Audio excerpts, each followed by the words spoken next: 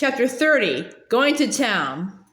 How they hurried and scurried then! They dressed in their winter best, bundled up in coats and shawls, and climbed into the wagon. The sun shone bright and the frosty air nipped their noses. Sleet sparkled on the frozen hard ground. Pa was on the wagon seat, with Ma and Carrie snug beside him. Laura and Mary wrapped their shawls around each other and snuggled together on their blanket in the bottom of the wagon. Jack sat on the doorstep and watched them go. He knew they would come back soon. Even Sam and David seemed to know that everything was all right. Now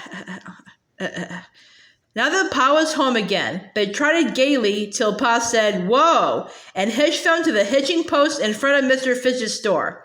First, Pa paid Mr. Fish part of the money he owed Mr. Fish for the boards that built the house. Then he paid for the flour and sugar that Mr. Nelson had brought to Ma while Pa was gone. Next, Pa counted the money that was left, and he and Ma bought Mary's shoes.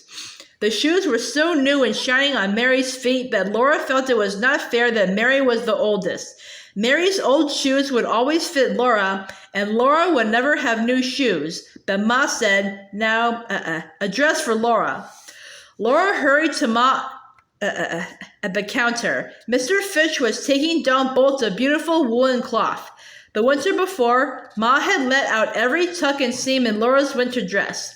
This winter it was very short, and there were holes in the sleeves where Laura's elbows had gone through them because they were so tight. Ma had patched them neatly, and the patches did not show. But in that dress, Laura felt skimpy and patched. Still, she had not dreamed of a whole new dress. "What do you think of this golden brown flannel, Laura?" Ma asked. Laura could not speak. Mr. Fish said, "I guarantee it will wear well."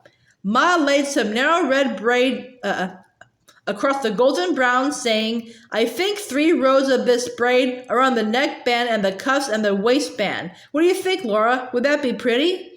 "Oh, yes, Ma," Laura said. She looked up, and her eyes and Pa's bright blue eyes danced together. "Get it, Caroline," said Pa.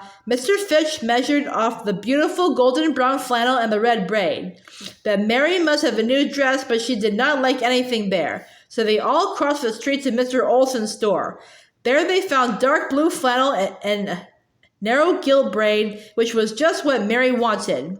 Mary and Laura were admiring it while Mr. Olson measured when Nellie Olson came in. She was wearing a little fur shoulder cape. "Hello," she said, and she sniffed at the blue flannel. She said it was all right for country folks. Then she turned to show off her fur and said, "See what I got."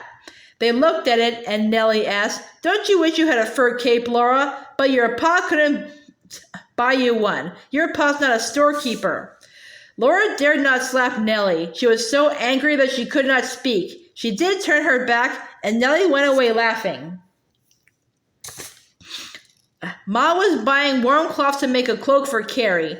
Pa was buying navy beans and flour and cornmeal and salt and sugar and tea. Then he must get the kerosene can filled and stop at the post office. It was afternoon and growing colder before they left town, so Pa hurried Sam and David, and they trotted swiftly all the way home. After the dinner dishes were washed and put away,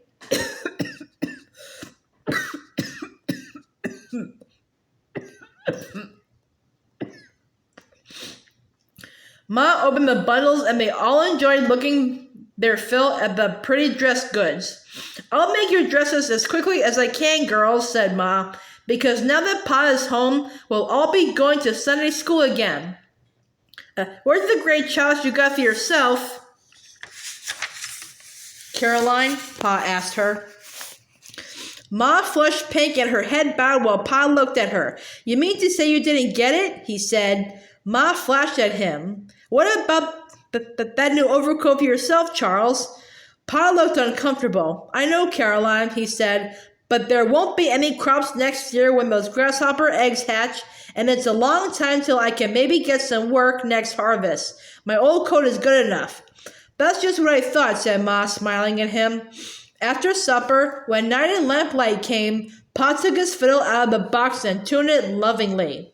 I have missed this, he said, looking around at the mall. Then he began to play. He played When Johnny Comes Marching Home. He played The Sweet Little Girl, The Pretty Little Girl, The Girl I Left Behind Me.